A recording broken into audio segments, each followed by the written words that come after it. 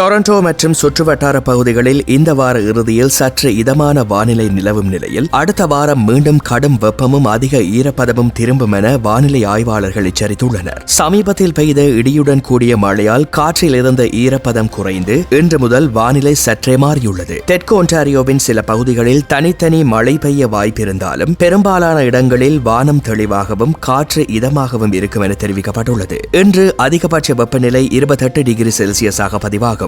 ஆனால் ஈரப்பதம் காரணமாக அது 34 டிகிரி வரை உணரப்படலாம். சனி மற்றும் ஞாயிற்றுக்கிழமைகளில் வெயிலும் 28 முதல் 29 டிகிரி செல்சியஸ் வரை வெப்பநிலையும் நிலவும். குறிப்பாக சனிக்கிழமை மிகவும் இதமான நாளாகவும் ஞாயிற்றுக்கிழமை வெயிலும் வெப்பமும் சமநிலையுடன் காணப்படும் என்றும் வானிலை ஆய்வாளர்கள் கூறியுள்ளனர். ஆனால் திங்கட்கிழமை முதல் வெப்பமண்டல காற்று மீண்டும் டொரண்டோவை நோக்கி நகரத் தொடங்கும். இதனால் செவ்வாய் மற்றும் புதன்கிழமைகளில் கடும் வெப்பத்துடன் அதிக ஈரப்பதமும் நிலவும். திங்கட்கிழமை 31 டிகிரி, செவ்வாய்க்கிழமை 33 டிகிரி, புதன்கிழமை 30 டிகிரி செல்சியஸ் வரை வெப்பநிலை உயரக்கூடும். குறிப்பாக செவ்வாய் மற்றும் புதன்கிழமைகளில் ஈரப்பதம் காரணமாக உணரப்படும் வெப்பநிலை 40 டிகிரியை நெருங்கும் என எச்சரிக்கப்பட்டுள்ளது. வியாழக்கிழமை வெப்பநிலை சற்று குறைந்து 27 டிகிரியாக இருக்கும். இருப்பினும் ஈரப்பதம் தொடர்வதுடன் சில இடங்களில் மழை பெய்யும் வாய்ப்பும் காணப்படுகின்றது. எனவே அடுத்த வாரம் வெளிப்புற பணிகளை திட்டமிடுவோர் போதுமான தண்ணீர் அருந்தி நேரடி வெயிலில் நீண்ட நேரம் இருப்பதை தவிர்த்து தேவையான முன்னெச்சரிக்கை நடவடிக்கைகளை மேற்கொள்ளுமாறு அறிவுறுத்தப்பட்டுள்ளமை குறிப்பிடத்தக்கது.